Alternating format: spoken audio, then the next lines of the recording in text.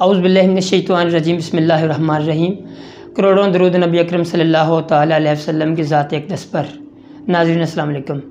नाज़रीन, पिछले वीक में हमारा जो 14 अगस्त का दिन गुज़रा, हमारा खुशी का, हमारी मोहब्बत का, हमारी आज़ादी का दिन, उस दिन एक बड़ा अजीब वाक़या पेश आया जो कि मीनार पाकिस्तान में, जहाँ पे 23 मार्च 1940 को करारदाद पाकिस्तान मंजूर हुई थी, एक दिल खराश वाक़या है। मगर हम इस हवाले से एक मुख्तसर सी हमारी डिस्कशन है और इसके हक़ाइक़ जानने की कोशिश करेंगे, क्योंकि सिर्फ़ और सिर्फ ब्लेम करना मर्दों को, पाकिस्तानी माशरे को, पाकिस्तानी कम्यूनिटी को, इस्लामिक कम्यूनिटी को इंटरनेशनल लेवल पे जो तंजीमें बदनाम करने के लिए इस वक्त एक्टिव हैं, उनको बेनकाब करना भी ज़रूरी है। हम देखते हैं कि इस हवाले से रियासत कैसे ज़िम्मेदारी निभाती है और हम ये देखेंगे कि हमारे माशरे में औरत को क्या मुकाम इस वक्त हासिल है। मैं इस वक्त हमारे साथ चौधरी अब्दुल रज़ाक साहब भी शामिल हैं, उनके बड़े सारे सोशल कॉन्टैक्ट्स हैं माशाल्लाह। तो उनसे जानेंगे कि ऐसे वाक़यात या ऐसा वाक़या उन्होंने कभी पहले देखा है या इसकी रोकथाम के लिए क्या हम कर सकते हैं। फिर मैं भी इंशाल्लाह आपको अपना पॉइंट ऑफ व्यू दूँगा। अस्सलाम वालेकुम रज़ाक भाई, और सब कैसे हैं आप? ठीक है सर। बिस्मिल्लाहिर्रहमानिर्रहीम। आपने बिल्कुल दुरुस्त फरमाया। 14 अगस्त एक ऐसा मौका होता है कि हम भी बचपन में बड़े जोश से निकलते थे, झंडियाँ भी लगाते थे और ये भी शौक़ होता था कि मीनार पाकिस्तान जाएं। अभी जो वाक़या जिसका आपने ज़िक्र किया है, ये वाकई बड़ा दिलखराश वाक़या है और मैं ये समझता हूँ ये अपनी नौइयत का चूँकि मुनफरद वाक़या है, तो इसमें होना ये चाहिए कि जो इन्वेस्टिगेटिंग एजेंसीज़ हैं, नो डाउट मीडिया इस पे दोनों तरफ की बात कर रहा है, इसके दोनों पहलुओं को देख रहा है, हम भी उसी तरह से जांच रहे हैं। लेकिन मैं ये चाहता हूँ कि जो इन्वेस्टिगेटिंग एजेंसीज़ हैं वो इसकी रूट काज की तरफ जाएं।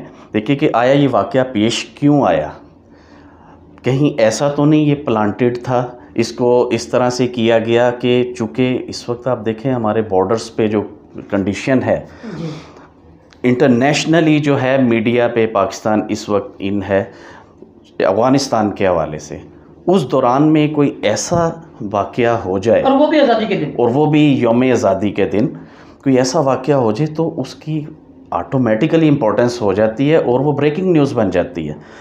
तो इस ब्रेकिंग न्यूज़ को कि रूट काज में जाना ज़रूरी है कि क्या वजूहात थी कि ये वाक़या पेश आया। और मैं ये समझता हूँ कि ये कानून नाफज करने वाले अदारे इसकी असल रीज़न में पहुँचे, क्योंकि ये बहुत ज़्यादा इस तरफ जो है अब जो हक़ाइक़ थोड़े थोड़े सामने आ रहे हैं, तो इस तरफ ये बात जा रही कि ये बेसिकली पाकिस्तान को बदनाम करने की एक साजिश लगती है।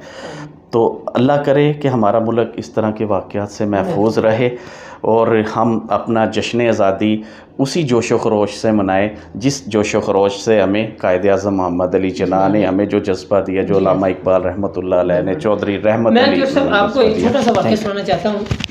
नाज़रीन, पिछले दिनों मेरे पास किस तरह की थोड़े से कम्युनिटी आती रहती है, क्योंकि मैं ह्यूमन रिसोर्स का बड़ा अर्सा मैंने रहा हूँ डिपार्टमेंट में, तो अभी भी लोग फिर आ जाते हैं सम टाइम पूछने के लिए जॉब्स का। तो पिछले दिनों एक लड़की इंटरव्यू के लिए आई, उसने पूछा, उसने अपनी जॉब का CV दिया, तो मैंने कहा आपका एक्सपीरियंस नहीं लिखा हुआ कोई? तो उसने कहा जी मैं एक्सपीरियंस नहीं मेरा कोई, मैं अभी बिल्कुल मतलब अपनी जॉब के लिए आई हूँ। तो मैंने कहा कोई काम किया हो या किसी पहले? कहते जी मैं टिकटॉक कर मतलब और मैं काम कर रही हूँ। तो मैंने बड़ा हैरान हुआ, मैंने कहा जी वो क्यों? कहती फाइनेंशियल इश्यूज़ हैं, जॉब मिल नहीं रही। तो मैंने कहा जी आपके माँ बाप को पता है इस बात का? कहती नहीं जी मेरे माँ बाप से मैं छुप के थोड़ा सा भी सीख रही हूँ। वो सीख रही है या क्या है, मैं थोड़ी सी एक रिक्वेस्ट करूँगा अपनी रियासत से, मैं अपनी गवर्नमेंट से, कि इस वक्त जो पाकिस्तान में मुआशी हालात हैं वो हमें, हमारी ख़वातीन को, हमारे वो इतनी जॉब्स नहीं हैं, मुआशी हालात इतने ख़राब हैं। तो मैं समझता हूँ कि इस तरफ से तवज्जो हटाने के लिए सबसे ज़्यादा ज़रूरी ये है कि मुआशी हालात बेहतर किए जाएं, पाकिस्तान को इकनॉमिकली बेहतर किया जाए ताकि लोगों को रोज़गार मिले। और इस तरह के मैं समझता हूँ कि ये कोई अच्छी जॉब नहीं है।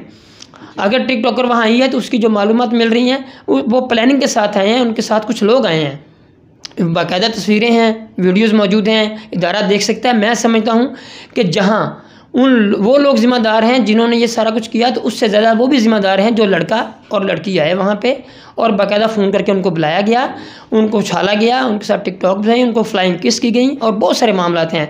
हम मजम्मत करते हैं किसी भी हर तरह से कि ऐसा वाक़या नहीं होना चाहिए, मगर रियासत को इसको हर तरफ से देखना चाहिए।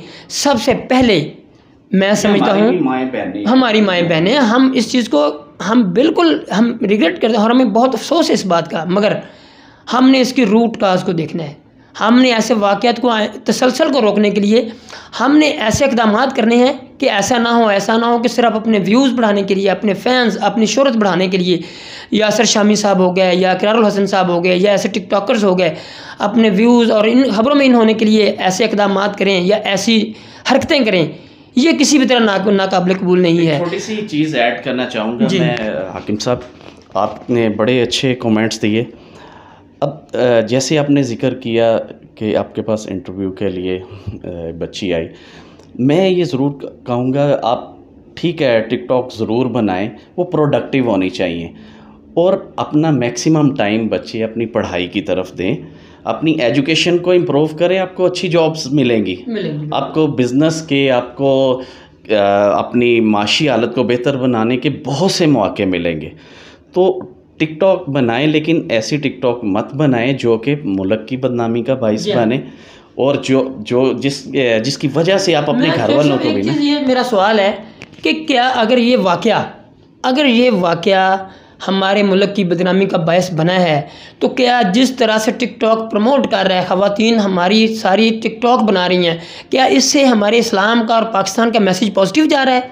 ये टोटली हम वाक़े की बिल्कुल हम मज़म्मत करते हैं, मगर ये वाक़या अभी तक जो सारी खबरें सामने आ रही हैं, हमारी एजेंसीज़ को इन्वेस्टिगेट करना चाहिए।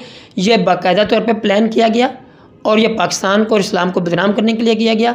लिहाजा मैंने अभी कम से कम तकरीबन 25 से 27 या 30 ख़वातीन का मैंने मुख्तलिफ जगह पे इंटरव्यू किया है, वो मेरे पास रिकॉर्डेड है, मैं इंशाल्लाह उसको ऑन करूँगा।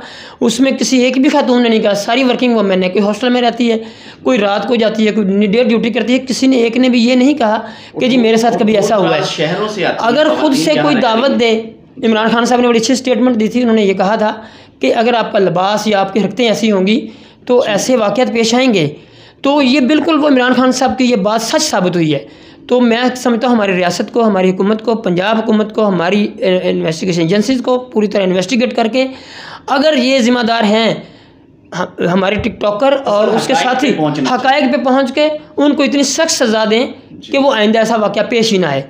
और जो 400 लोगों का कहा गया है उनको भी इन्वेस्टिगेट करें कि अगर वो कहते हैं कि जी हमें ये मैसेज आया था कि आप लोग वहाँ पहुँचे।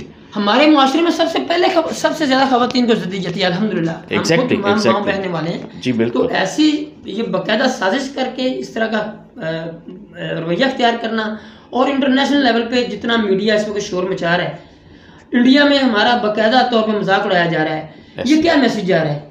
ये हमारे मीडिया वाले, हमारे इकरारुल हसन साहब, ये सारे लोग क्या चाहते हैं? हमारे पाकिस्तान को और इस्लाम को बदनाम करने की हर साजिश को नाकाम बनाना चाहिए। मैं समझता हूँ कि वहाँ सारे लोग जितने भी मौजूद थे वो मंजरियाँ पे खुद आएँ और सारी की सारी बात खुद बताएं। बिल्कुल ठीक है, बिल्कुल ठीक है। और हमें उस अस्वाए हसना पे हमारी ख़वातीन को चलना चाहिए जो रसूल नबी पाक सल्लल्लाहु अलैहि वसल्लम की प्यारी बेटी हज़रत फ़ातिमा रज़ी अल्लाह तआला अन्हा ने जो हमें एक रास्ता हमें जो बताया गया। और इसी तरह मैं ये समझता हूँ कि मर्दों को भी नबी करीम सल्लल्लाहु अलैहि वसल्लम के अस्वाए हसना पे चलना चाहिए। तो ये इसी तरह से हम एक मिसाली माशरे की तश्कील कर सकते हैं और हमारे पाकिस्तान का, हमारे इस्लाम का मोटिव भी यही है। नाज़रीन, आपका बहुत बहुत शुक्रिया। इंशाल्लाह मैं आपको नेक्स्ट वीडियो में आप व्यूज़ जो ख़वातीन के हैं वो भी इंशाल्लाह आपके साथ शेयर करूँगा। आपका बहुत बहुत शुक्रिया।